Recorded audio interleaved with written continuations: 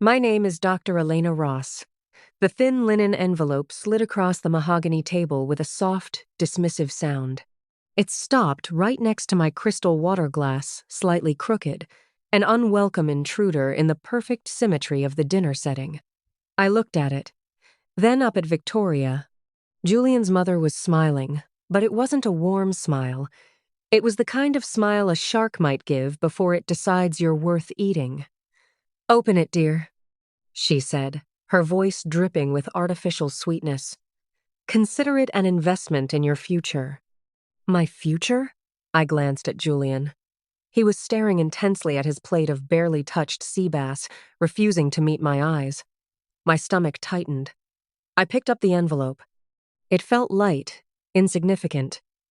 Inside were 20 crisp $100 bills, $2,000. I looked up, confused. "Is this a gift?" I asked, though I already knew the answer. Laughed, a tinkling sound that matched the expensive crystal around us. "Oh, heavens! No, it's an etiquette stipend. We call it the Grace Improvement Fund."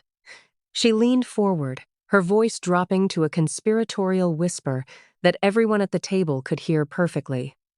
"Julian's tenure review is coming up. And honestly, darling, that rural look of yours, it's charming in a quaint sort of way, but it won't do for the faculty dinner. We need you polished, fixed, before you embarrass him." The silence that followed was absolute.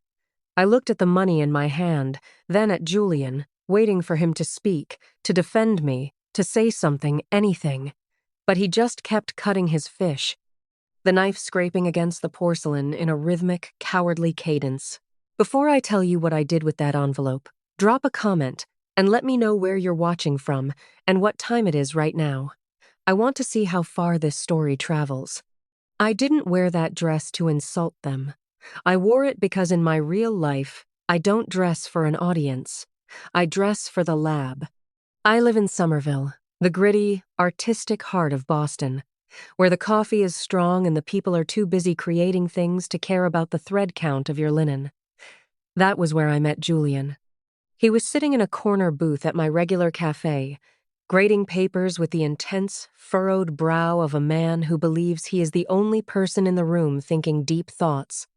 I was wearing a hoodie, frantically typing out a grant rejection appeal on my phone. He saw a frazzled, struggling researcher. He saw someone who needed saving, and Julian loved being a savior. For 2 years, he played the role of the intellectual provider. He loved explaining history to me, loved buying me dinner at mid-range Italian restaurants with the benevolent air of a king feeding a peasant.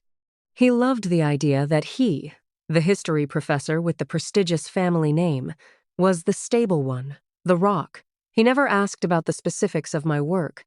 To him, my biotech research was just cute science experiments, a hobby that barely paid the rent. He didn't know that 24 months ago, my startup was acquired by a major pharmaceutical conglomerate. He didn't know that the grant rejection he saw me typing was actually a negotiation for a licensing deal worth millions. He didn't know that my monthly dividend check was roughly what he earned in 5 years. I didn't tell him, not because I wanted to trick him, but because I needed to protect myself. I call it the armor of invisibility. When you are a young woman in high-stakes tech, money changes the way people look at you. It turns you from a person into an opportunity. Men stop looking at your eyes and start looking at your net worth. They either become intimidated and leave, or they become hungry and stay for the wrong reasons.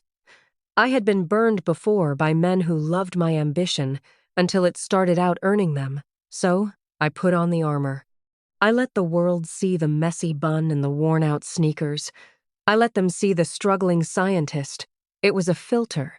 I wanted to know if someone could love Elena.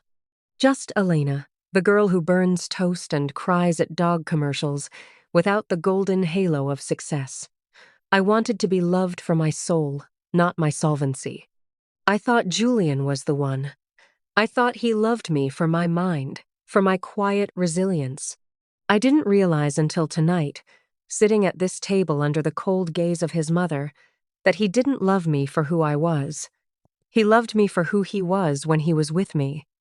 He loved feeling superior. He loved the contrast. I wasn't his partner. I was his charity case. And looking at the $2,000 sitting on the table, I realized that to his family, I wasn't even that. I was a stain they were trying to bleach out. Victoria was still smiling, waiting for me to take the money, to say thank you, to be grateful for her insults. She thought she was looking at a poor girl who would do anything to belong. She had no idea she was looking at the woman who could buy her entire neighborhood. The armor had worked too well. It had shown me exactly who they were, and now it was time to take it off. The envelope was just the opening act. The main event walked through the door 5 minutes later. Her name was Isabella. She was Julian's ex-girlfriend, the daughter of a French diplomat. And according to Victoria, she had just happened to be in the neighborhood. She floated into the dining room wearing silk that cost more than my car, apologizing effortlessly for the interruption while Charles, Julian's father, practically tripped over himself to pull out a chair. They sat her right next to Julian. I was sitting across from them, suddenly feeling like an audience member in my own breakup. This wasn't a dinner party anymore. It was a live dissection. Victoria didn't just welcome Isabella. She weaponized her. She spent the next 20 minutes conducting a forensic comparison between the two of us. She asked Isabella about her recent gallery opening in Paris. She asked me if I had found a coupon for the wine I didn't bring. She praised Isabella's lineage and breeding, words that belong in a kennel club, not a family dinner. And then came the moment that made the air leave the room. Victoria reached out and took Isabella's hand, holding it up like a prize exhibit. "Look at these fingers," she cooed. Long, elegant, unblemished piano hands. That is what refinement looks like. Then her eyes snapped to me. She didn't touch me. She just pointed a manicured nail at my hands, which were resting on the tablecloth. "Elena, dear," she said, her voice dropping to a sympathetic whisper. "Your hands. They look like you've been gardening without gloves. The skin is so rough. Have you tried lemon juice? Or perhaps just keeping them in your pockets?" I looked down at my hands. They were dry. There was a small chemical burn on my left index finger from a liquid nitrogen splash 3 weeks ago. My cuticles were ragged because I pick at them when I'm debugging code at 3:0 inches the morning. They weren't elegant. They were the hands of a builder. These hands had built a sequencing machine that was currently being used to identify rare genetic markers in pediatric cancer. These hands had signed the paperwork that secured the financial freedom of everyone in my company. They were tools, not ornaments. To Victoria, they were just ugly. I looked at Julian. This was his moment. This was the point where a partner says, "Her hands are fine, Mother." Or, "She works hard, and I love that about her." I waited. I watched him take a sip of the vintage wine that suddenly tasted like vinegar in my mouth. He didn't look at my hands. He looked at Isabella, and he smiled. It was a small, nostalgic smile, the kind you give to a road not taken. In that silence, the temperature in the room seemed to drop 10 degrees. I realized that to Julian, Isabella was a mirror reflecting the life he thought he deserved. Art galleries, diplomats, ease. I was a mirror reflecting the life he feared. Work, struggle, reality. He wasn't just a coward. He was a snob who liked to visit the working class but didn't want to live there. The crystal glass in my hand felt heavy, cold, and fragile. Just like the illusion of this relationship, the appetizers were cleared, but the taste of inadequacy lingered. Charles, Julian's father, decided it was his turn to carve. He didn't pick up the carving knife, though he picked up my career. "So, Elena," he said, swirling his wine as if he were aerating a fine opinion. "Julian tells us you're still working at that incubator. It must be fun playing with test tubes. I always thought biology was charming, like baking, but with bacteria." The table chuckled. It was a polite, practiced chuckle, the kind you learn in boarding school. Even Julian managed a weak smile, murmuring something about how passionate I was. "It's actually genomics, Charles," I said, my voice steady. "We focus on CRISPR technology and gene editing for hereditary diseases." "Fascinating," Charles said, clearly bored. "But is it sustainable? I mean, really, dear." Chasing grants must be exhausting. Isabella here was just telling us about her father's work with the UN. Now that is impact real-world application, not just cute science experiments. Cute. The word hung in the air like a dead weight. A year ago, that word would have crushed me. I would have stuttered. I tried to explain the complexity of my algorithms, tried to prove that I mattered. But tonight, something shifted. I stopped looking at them as giants. I put on my scientist glasses. I stopped listening to the noise and started looking at the data. And the data was telling a very different story. I looked at Charles, really looked at him. I noticed that while his suit was bespoke, the fabric at the cuff was fraying just slightly. It wasn't the shabby chic of the comfortably wealthy. It was the wear of a man who hasn't bought a new suit in 5 years because he can't justify the expense. I looked at the walls. There were pale rectangular outlines where paintings used to hang. They had been moved, or more likely, sold. I looked at Victoria. When the server poured the last of the wine, her eyes didn't track the conversation. They tracked the bottle. Her knuckles were white. It was a micro-expression of pure panic. She wasn't worried about etiquette. She was worried about inventory. She was terrified of running out because she couldn't afford to go to the cellar for another vintage of this caliber. Suddenly, the glass castle theory clicked into place. In my world, we analyze systems under stress to find their breaking points. I realized then that this family wasn't attacking me because they were strong. They were attacking me because they were terrified. They were asset-rich but cash-poor. Living in a museum they could no longer afford to heat. They were trapped in a legacy that was eating them alive.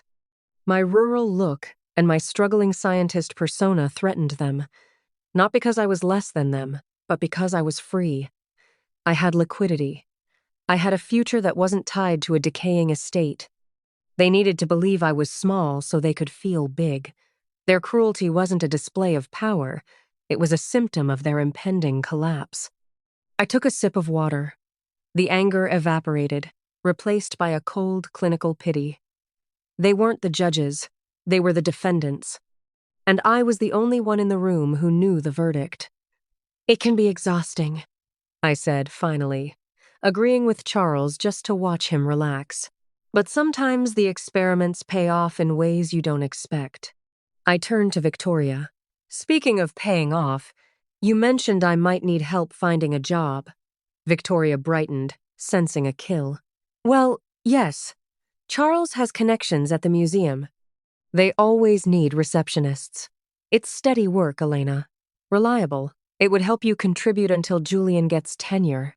"Of course," she smiled, waiting for me to be grateful for the crumbs. It was time to show her the whole loaf. I set my fork down. The soft clink against the china sounded like a gavel strike in the silent room. "Actually, Victoria," I said, my voice calm, level, and entirely devoid of the apology she was expecting. "I don't think I'll be needing a receptionist job." "Oh?" She raised a sculpted eyebrow. "Are you holding out for something better? Beggars can't be choosers, dear." "I'm not a beggar," I said, "and I've already chosen." I leaned back in my chair, steady and unbothered. "My startup wasn't just funded, Charles. It was acquired 24 months ago by Novartis." His glass froze midair. "For how much?" "Enough that my monthly dividend is $95,000. The room fell silent. Victoria stared at the $2,000 she had just handed me as if it were toy money. Julian sputtered, confused. "But you worry about rent. I worry about payroll and burn rate," I said. "I live in Somerville because I like it, not because I need to." "Why didn't you tell me?" he asked, "to see if you loved me or just the idea of being above me?" I turned to his parents. Your etiquette stipend was enlightening. Charles tried to recover. He bragged that their foundation had secured a $3 million angel donor who would wire funds in the morning. I know, I said. I'm the donor. I slid my phone across the table. On the screen, donor, Dr. Elena Ross. Amount, $3 million. Scheduled. Their faces collapsed. Charles whispered, "But you're broke." "I'm an investor," I said. "And I funded your foundation anonymously because Julian told me how much this house meant to you. I thought saving your legacy might earn me a seat at this table." I tapped the screen. Transaction canceled. Charles's phone chimed. The color drained from his face. The endowment was gone. "Charity must be embarrassing for people like you," I said, standing. Julian begged. "Elena, please. I love you. We can fix this." "No," I said. "You loved the idea of saving me. I never needed saving." I walked out, leaving the envelope behind. The next morning, I redirected the $3 million, not back to myself, but to MIT to create the Dignity Scholarship for underprivileged girls in STEM. 6 months later, the estate was sold. Julian tried calling. I never picked up. I was too busy opening my new lab, 60 employees depending on me. I still wear my messy bun and my sneakers. And on late nights, looking at the Boston skyline, I smile. Not because I'm wealthy, but because I finally chose my worth for myself.